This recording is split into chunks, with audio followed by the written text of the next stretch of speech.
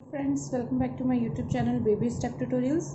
आज हम CIB के APM के मॉड्यूल सी का यूनिट 21 का पार्ट 4 स्टार्ट करेंगे। ठीक है, तो लास्ट टाइम तक हमने पार्ट 3 तक कर लिया था, तो पार्ट 4 जो है वो हम स्टार्ट करेंगे एटीट्यूड डेवलपमेंट से। ठीक है, मीन्स क्या हुआ, एटीट्यूड क्या होता है। जैसे एटीट्यूड क्या होता है, एक तरीके से आपका ऐसा बिहेवियर ना जो किसी पे इम्पैक्ट डाले। ठीक है, मीन्स आप जो चीज़ कर रहे हो और उसका फेवरेबल, मतलब जो आपका बिहेवियर है वो फेवरेबल इम्पैक्ट डाल रहा है किसी पे। ठीक है, मतलब आप किसी चीज़ के लिए एक तरीके से, जैसे मान लीजिए जैसे आप किसी चीज़ के लिए एकदम आपकी टेंडेंसी बहुत ज़्यादा है, बहुत ज़्यादा आपको मतलब आपका मतलब परसिस्टेंट जो है लोगों को इम्प्रेस कर जाए, उस टाइप से या बहुत तरीके के मतलब एटीट्यूड के बिहेवियरल आप उसमें ले सकते हो। ठीक है, अब चलिए देखते हैं कि कंपोनेंट्स ऑफ एप्टीट्यूड क्या होते हैं। ठीक है,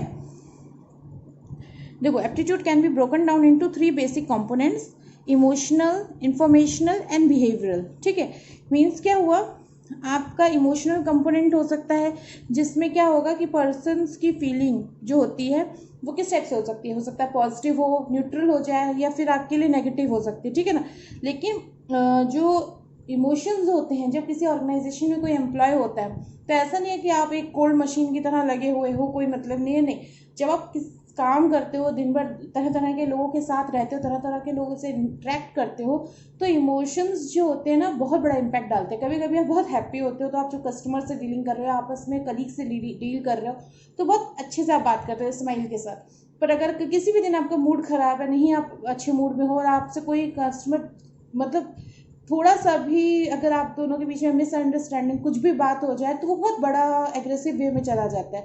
तो इमोशंस जो होते हैं ना बहुत बड़ा मूड प्लेयर होता है। ठीक है ना, इमोशंस बहुत बड़ा एटीट्यूड में एक बहुत बड़ा रोल प्ले करता है। ठीक है, सेकेंड आपका क्या है, इंफॉर्मेशनल। ठीक है, मीन्स आपका जब क्या होगा ना, आपके पास इंफॉर्मेशन होगी, किसी चीज़ की नॉलेज होगी, तो आपका जो बिलीफ होता है, जैसे ये लिखा है, मैं ये वाली लाइन पढ़ रही हूँ, जो आपके बिलीव्स होते हैं ना, वो क्या होता है ना, उनके प्रति आपका जो जैसे सॉरी यार, ये इसमें क्या होता है ना, जैसे आपके जो इन्फॉर्मेशन अगर आपके पास है किसी चीज़ के बारे में, या आप किसी चीज़ की नॉलेज रखते हो, तो जब आप किसी चीज़ को रिप्रेजेंट करोगे ना, तो आपका एकदम अलग लेवल पे होता है। आपको पता है, आपके अंदर एक अलग ही कॉन्फिडेंस होता है, आपको पता है कि मैं जो चीज़ बोल रहा हूँ वो सही है।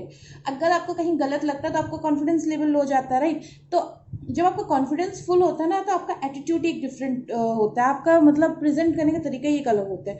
तो इन्फॉर्मेशन भी बहुत इंपॉर्टेंट होती है। ठीक है, अब बिहेवियरल कंपोनेंट। ठीक है, बिहेवियरल क्या हो गया, जैसे कि मान लीजिए आप कैसे बिहेव करते हो। ठीक है, मीन्स अब आपको देखिए, मान लीजिए बहुत जगह ऐसा होता है कि आपकी ब्रांच में इतने लोग एम्प्लॉयड है, इतने वर्क, आपके पास इतने स्टाफ है, पर कभी कभी ऐसी सिचुएशन आ जाती है कि आपका most half of the staff छुट्टी पे है, या हाफ से ज़्यादा स्टाफ छुट्टी पे, आपको 3 या 2 लोगों के साथ ब्रांच को अटेंड करना है। कस्टमर्स को नहीं पता कि आपकी ब्रांच में लोग नहीं, वो उसी फुल वे में आएंगे जिस वे में रोज़ का आपका वॉक इन रहता है। तो अब आपको कैसे डील करना है, आपका बिहेवियर कैसे रहता है। अब आप एक ऐसा तो नहीं है ना कि एकदम रूडली बिहेव करने लोगों के, तो वो चीज़ की बात हो रही है कि बिहेवियरल एटीट्यूड आपका किस वे में है, बिहेवियरल जो कंपोनेंट है वो किस वे में आप यूज़ कर रहे हो। ठीक है, चलिए नेक्स्ट देखते हैं। नेक्स्ट क्या है, significance of attitude at work place. ठीक है, अब देखिए इस पॉइंट में हम किस बारे में बात करेंगे कि वर्क प्लेस में आपको अपना एटीट्यूड कैसा रखना है। ठीक है ना, जैसे कि आपका क्या देखा, देखिए इसमें लिखा हुआ है कि attitude help predicts work behaviour. ठीक है ना, मीन्स आपका जब एटीट्यूड अच्छा होगा ना, तो आपका मतलब अच्छे क्या,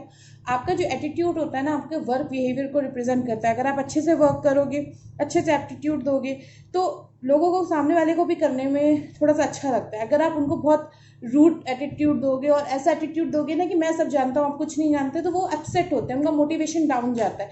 फिर क्या होता है ना कि जो काम आप लोग साथ में मिलके कर सकते हो उसमें एक डाइवर्जन आ जाता है, लोग आपके साथ काम नहीं करना चाहते। तो एटीट्यूड ना आपके वर्क प्लेस में आप जिस तरीके का एटीट्यूड रखोगे ना, उस तरीके से लोग आपको ट्रीट करते हैं वहाँ पे। ठीक है ना, अब जैसे क्या हुआ, देखिए ये दे रखा है कुछ 4 important functions: adjustment function, ego defensive function, the value expression function and the knowledge function. ठीक है, अब चलिए हम इनके बारे में देखते हैं क्या क्या है।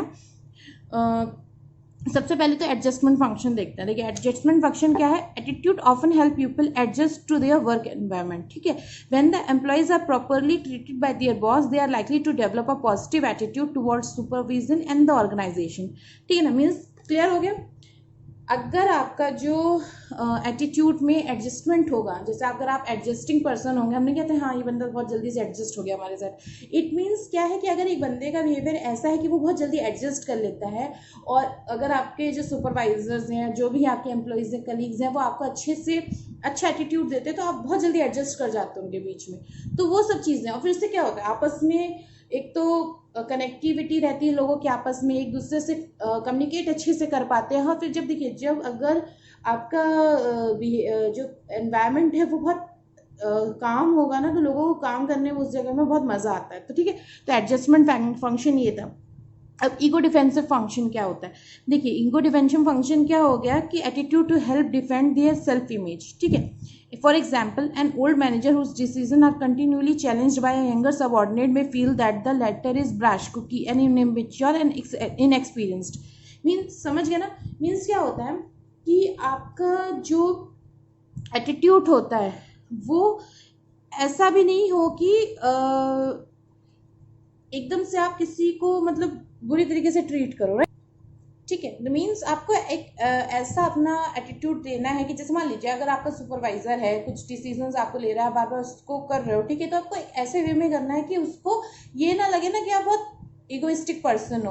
अब जैसे मान लीजिए हो सकता है कि वो गलत है, सामने वाला गलत है, लेकिन वो एक्सपीरियंस्ड है बहुत साल से उस फील्ड में, और आप उसको डायरेक्ट अगर चैलेंज कर देते हो तो उसको कहीं ना कहीं उसका ईगो हर्ट होता है। तो मतलब आपको अपना एक एटीट्यूड इस टाइप से रखना है ना कि किसी के ईगो को डायरेक्टली हर्ट नहीं करना है, इनडायरेक्टली भी नहीं करना है। मीन्स ऐसा है कि ऐसे आपको बिहेव करना है कि जैसे उन किसी का आप अपनी बात भी रख लो और किसी का ईगो भी बुरी तरीके से हर्ट ना हो। ठीक है, थोड़ा बहुत तो हर्ट हर जगह ही होता है।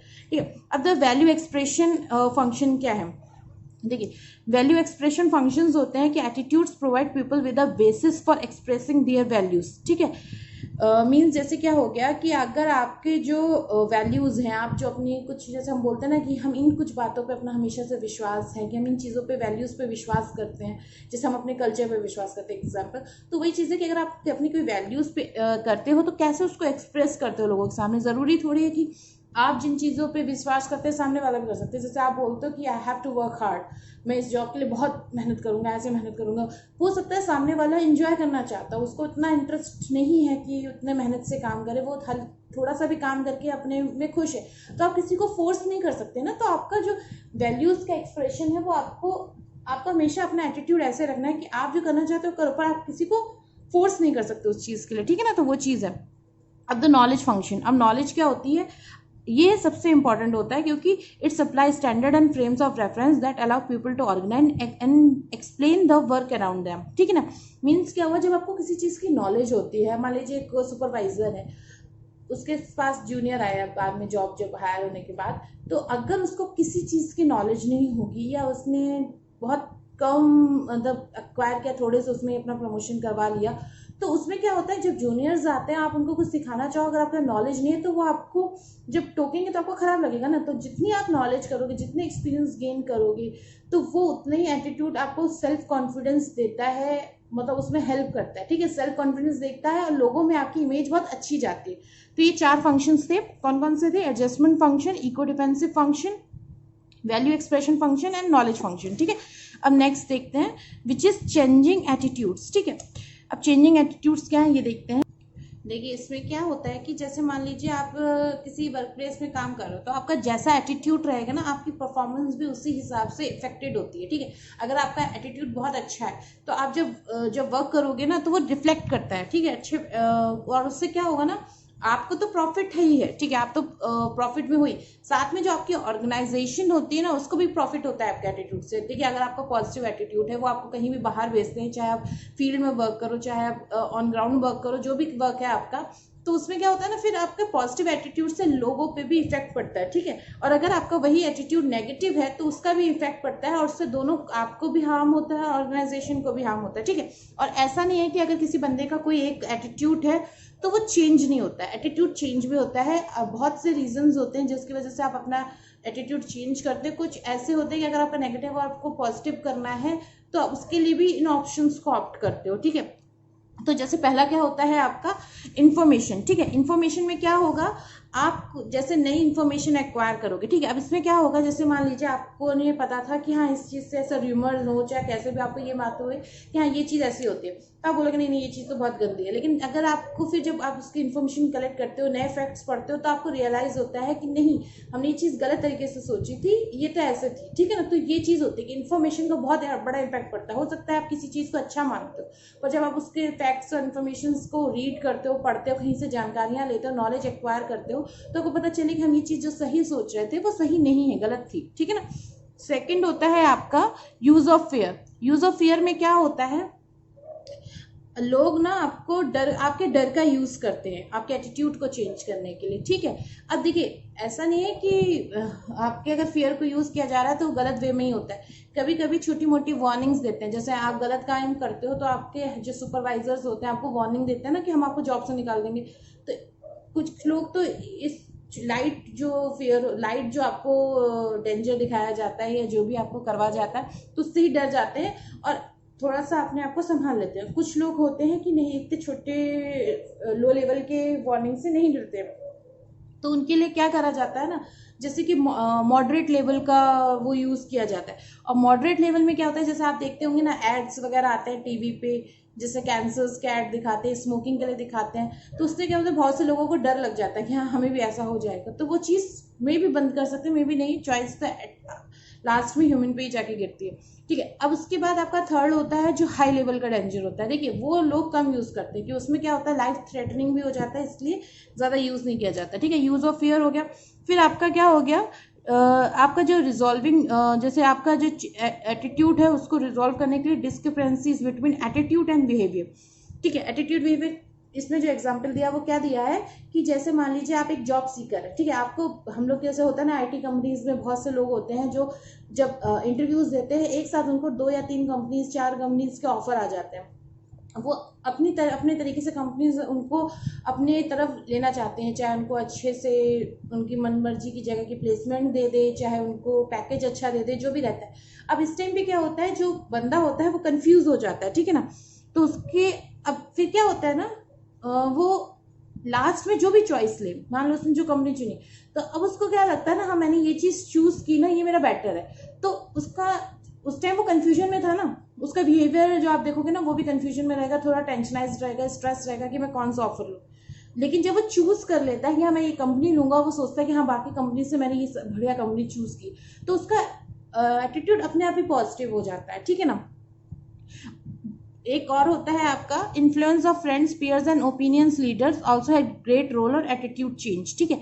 मींस क्या हुआ कि आपके जो फ्रेंड्स होते हैं या मान लीजिए किसी फील्ड में जा रहे हैं, वहाँ के कुछ एक्सपर्ट्स हैं, तो वो जो अपना ओपिनियन रखते हैं, फैक्ट्स रखते हैं, वो भी आपके एटीट्यूड को डिफाइन करता है कि हाँ कभी कभी आपका एटीट्यूड उन बातों को सुन के चेंज हो जाता है, चीज़ें चेंज हो जाती हैं आपके लिए, ठीक है। और जो फॉर्मल, जैसे मान लीजिए आपने कोई ऑर्गेनाइजेशन ज्वाइन की, उसके जो फॉर्मल होते हैं एंड जैसे मान लीजिए कॉलेज के हम बोलते हैं ना एनुमिनाई होते हैं, जो भी होते हैं, तो फिर आपको उनकी बातों से भी इम्पैक्ट पड़ता है ना। जैसे कॉलेजेस के जो पास आउट्स होते हैं वो अपने मैसेजेस जब डालते हैं, आप वेबसाइट सर्व करते हो, तो आपको रियलाइज होता है कि ये कॉलेज का तो बहुत अच्छा है, ऐसा बहुत कभी कभी बहुत से लोग उस बेसिस पे भी लेते हैं, ठीक है।